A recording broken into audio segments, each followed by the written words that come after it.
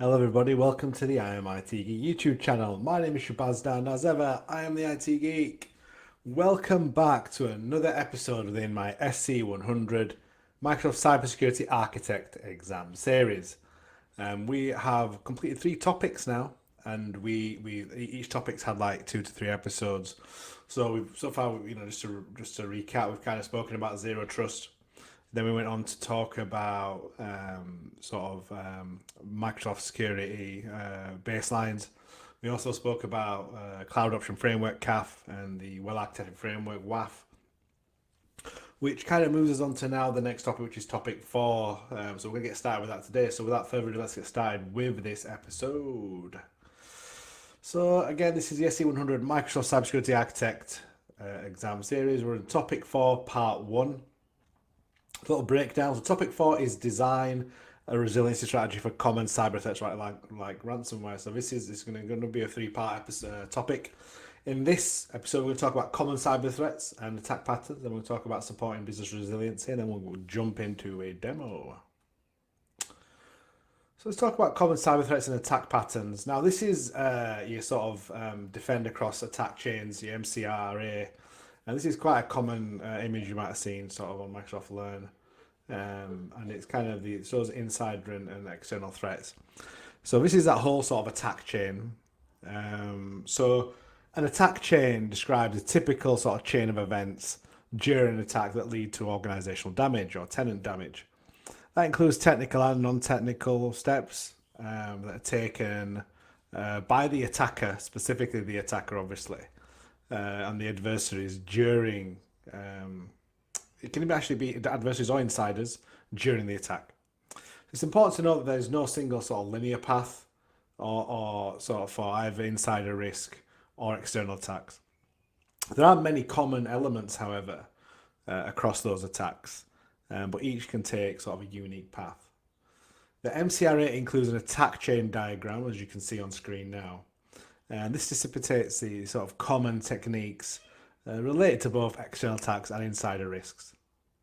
As we can see that on the sort of slide, we've got different sort of services there: Defender for Office 365, Defender for IoT, Azure AD or Entra ID for identity protection, and so on.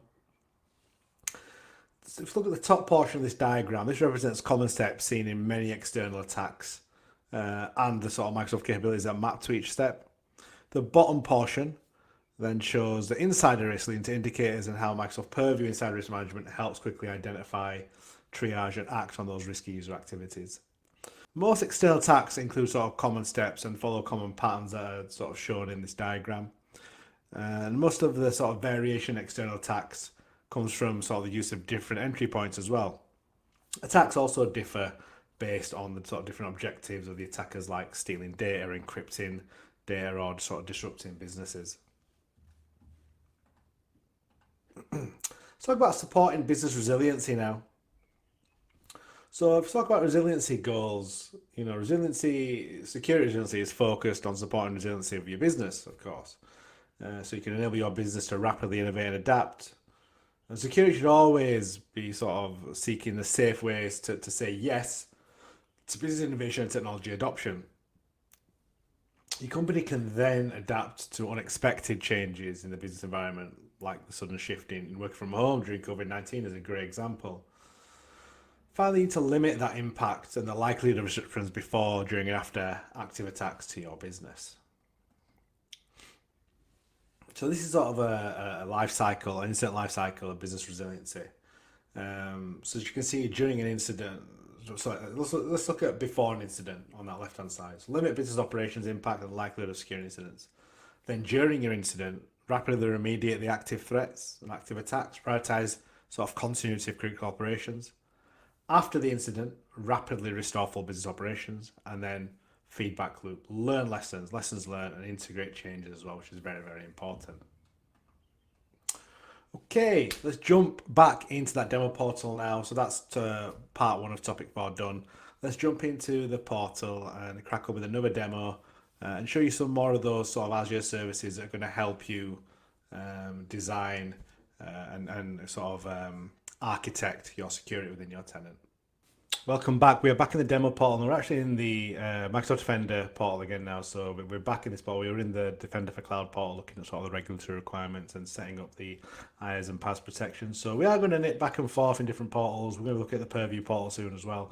But I just wanted to jump back because so far we've looked at sort of incidents and alerts, exposure and management. Wanted to look at a little bit about what other sort of areas we can manage around Microsoft Defender. And obviously, as I mentioned, Microsoft Defender is more your SaaS areas, but like end user device as well.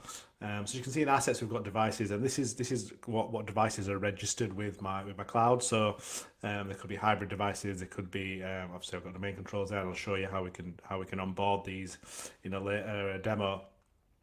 But here I've got my as you already joined VM, and this is actually my AVD personal host pool. So when you're looking at assets and devices, you can actually click on them to look at all the information that you've got here. It tells you what type of joined, how it's joined to Entra, shows you the OS, IP address, and gives you a lot of information around the onboarding status, device AADID. Again, it tells you a bit about there's no authenticated user found, because no one's logged onto it probably. It tells you about the advanced classification, bandwidth usage. And as we go along here, we can see are there any incidents or alerts with this. So again, it's allowing you to look deeper into your device security. Again, it does say there's no risks. Gives you a bit of a timeline as well as to whatever's been running on it, different, so it tells you when PowerShell was run. And again, a really good way to try and investigate, if there is an issue that's occurred on it. Again, it tells you security recommendations specifically for this VM or this device. It's saying uninstall app QuickTime, update Google Chrome. So really good sort of, really good information that's going to help you increase that security footprint.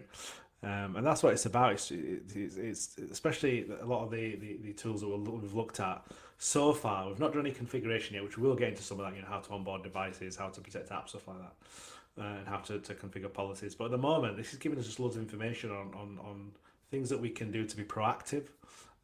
So we see all these things. It's giving us recommendations on what we can do. Okay, let's go and uninstall app QuickTime. Let's go update all these things that need updating, because these are all risks to our device and then our kind of platform. So here does an inventory of what software we've got. We can see here tells us what components are going to be vulnerable. So we've got OpenSSL there, which I probably need to remove.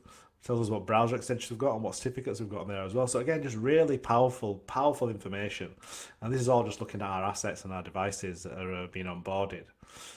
Or have been joined, hybrid joined, AAD joined, etc. And here is like discovered vulnerabilities. So these are all the vulnerabilities it's found on this particular VM. So again, we can look at all these and we can look at resolving these. Tells us if it's a threat, we can go to a related security recommendation, which will help us resolve this threat.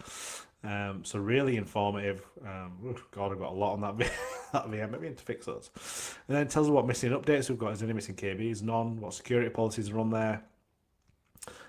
Again, we create a new security policy. We'll do that in a later VM. So again, I just want to start looking. I just want to start giving you an idea of the information you can get from Microsoft Defender. So this is just devices specifically.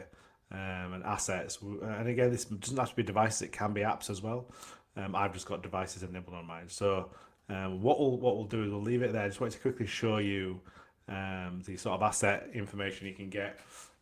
So hopefully you guys are getting through this content. It's helping you with your preparation. I've got loads of useful links in the description. The GitHub lab repository, which it's not like traditional labs with this exam, because it's like a design sort of solutions sort of exam and sort of architecting. So it's more case studies. So make sure you check those out. That's why I'm doing my labs a bit different for this series. I also got the link to the Measure Up discounted exam, the practice exam. Again, Measure Up are the official partner for Microsoft with this sort of stuff, so you can do those purchase those and do practice exams. Definitely recommend doing it. And also there's the link to the Microsoft Learn material, which I again strongly recommend you go through as well. So yeah, thank you everybody for watching. Make sure you subscribe if you're not subscribed. Why? I'm trying to grow my channel. I'm obviously doing a lot of content at the moment, so I appreciate everyone who has already subscribed. But if you're not subscribed, please do smash that subscribe button, and don't forget to like and drop me a comment. So thank you for watching. Until next time, goodbye.